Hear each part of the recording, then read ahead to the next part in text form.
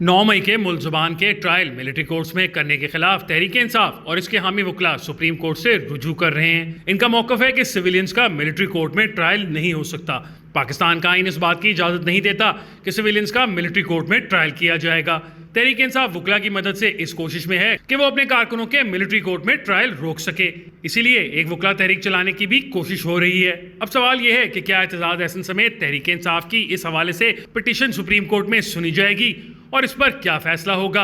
क्या supreme court civilians के military courts में ट्रायल पर हुक्म इम्तना दे देगी? क्या सुप्रीम कोर्ट ये कह देगी कि जब तक इस पिटीशन का फैसला नहीं होता तब तक ट्रायल ना किया जाए?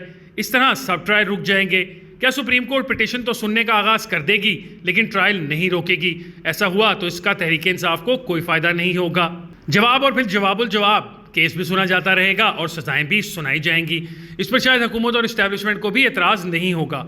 हालांकि वो यही चाहेगी कि ऐसी तमाम दरखास्तें पहली पेशी पर ही खारिज कर दी जाएं ताकि कोई तनाज़ा ना रहे। लेकिन हुक्म इम्तनाई नहीं दिया जाता तो फिर भी काम चलेगा। पाकिस्तान के अदालती निज़ाम में जल्द और फौरी इंसाफ मुमकिन नहीं है।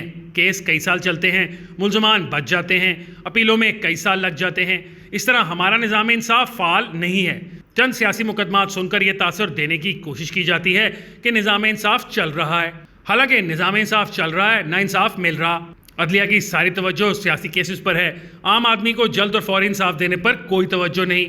अव्वल तो इंसाफ दिया ही नहीं जाता और अगर दिया जाता है तो फिर गैर मामूली इंसाफ दिया जाता है जिस पर सवाल उठता है।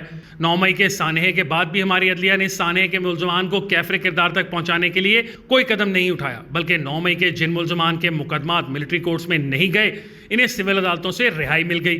तफ्तीशी इदारों को मुलजमान का रिमांड लेने में मुश्किलात पेश आई हैं, बल्कि जिन अफराद की जिना हाउस में मौजूदगी पर कोई भाम नहीं है इन्हें भी डिस्चार्ज किया गया है, जिसके बाद ये जवाब मजबूत हो गया कि इन मुलजमान को मिलिट्री कोर्ट्स के सिवा कैफरे किरदार तक नहीं पहुंचाया जा सकता। आज तहरीक इंसाफ को सिविलियंस के मिलिट्री कोर्ट्स पर ट्रायल पर सख्त एतराज़ है, लेकिन क्या कोई तहरीक इंसाफ और उसकी क़यादत से सवाल कर सकता है कि इनके दौर इक़्तिदार में सिविलियन के मिलिट्री कोर्ट्स में ट्रायल क्यों हुए?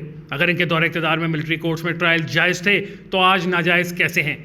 क्या तहरीक इंसाफ और उसकी क़यादत ये सोच रखती है कि बाकी सिविलियंस के मिलिट्री कोर्ट्स में ट्रायल जायज़ हैं, सिर्फ इनके नाजायज़ हैं? ये क्या मंतक, दलील और सोच है? पाकिस्तान में सिविलियंस के मिलिट्री कोर्ट्स में ट्रायल कोई नई बात नहीं है। जो सिविलियंस मिलिट्री तनसीबात के हवाले से जुर्म करे इसे मिलिट्री कोर्ट में ट्रायल किया जाता है। अब तक सैकड़ों सिविलियंस को मिलिट्री कोर्ट्स में ट्रायल किया जा चुका है। 9 मई के लिए कोई नई मिलिट्री कोर्ट्स नहीं बनाई जा रही हैं। ताहम तहरीक इंसाफ मुकदमा ऐसे पेश कर रही है जैसे ये पहली दफ़ा हो रहा हो, हालांकि ऐसा नहीं है। माजी में सैकड़ों सिविलियंस का मिलिट्री कोर्ट में ट्रायल हो चुका है। इनकी दफ़ा कोई पिटीशन नहीं हुई, निज़ाम अदल को कोई ख़तरा नहीं हुआ। माजी में जब दहशतगर्दी बढ़ गई थी तो आइन में तरमीम करके खसूसी मिलिट्री कोर्ट्स बनाई गई थीं। ये एक ख़ास मुद्दत के लिए बनाई गई थीं, इसलिए ये दलील दी जा रही है कि जैसे वो मुद्दत ख़त्म हो गई वो मिलिट्री कोर्ट्स भी ख़त्म हो गई। दहशतगर्दों के मुकदमात इस आइनी तरमीम के बगैर मिलिट्री कोर्ट्स में इसलिए नहीं चल सकते थे क्योंकि उन्होंने किसी मिलिट्री तनसीब पर कोई हमला नहीं किया हुआ था। उन्होंने बाजारों सड़कों पर खुद कुछ हमले किए थे, इसलिए इनके मुकदमात मिलिट्री कोर्ट्स में चलाने के लिए आइनी तरमीम की ज़रूरत थी। अब जब 9 मई को फौजी तनसीबात पर हमले किए गए हैं तो इसके लिए किसी नई तरमीम की ज़रूरत नहीं। आर्मी एक्ट के तहत पहले से मौजूद मिलिट्री कोर्ट्स का दायरा इख्तियार मौजूद है।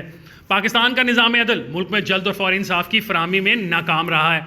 जब आइन में तरमीम करके मिलिट्री कोर्ट्स बनाई गई थी तो यही उम्मीद की थी कि इस दौरान हमारा निज़ाम इंसाफ फौरी इस्लाहात कर लेगा, लेकिन ऐसा नहीं हुआ।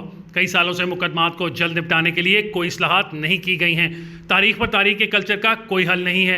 मुकदमात में इल्तवा के रुझान को ख़त्म करने के लिए कोई रोड मैप नहीं है, बल्कि पहले तो मातहत अदालतों में मुकदमात की ताख़ीर की बात थी, अब तो सुप्रीम कोर्ट में ज़ेर इल्तवा मुकदमात की तादाद में भी इजाफा हो गया है। मुल्क में जराइम के बढ़ने की एक वजह यह भी है कि आम राय यही है कि कुछ नहीं होना। जमानत के बाद अवाम की मुकदमे में दिलचस्पी ख़त्म हो जाती है।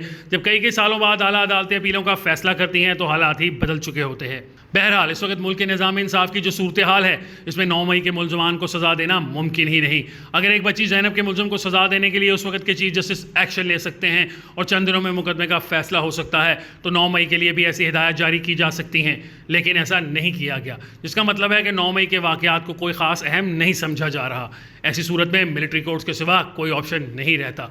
यही मौजूदा सूरत हाल है, इसलिए मुझे नहीं लगता कि अदलिया मिलिट्री कोर्ट्स में ट्रायल को रोकेगी। वहाँ ट्रायल होंगे, जितनी मर्जी दरख्वास्तें दे दी जाएँ।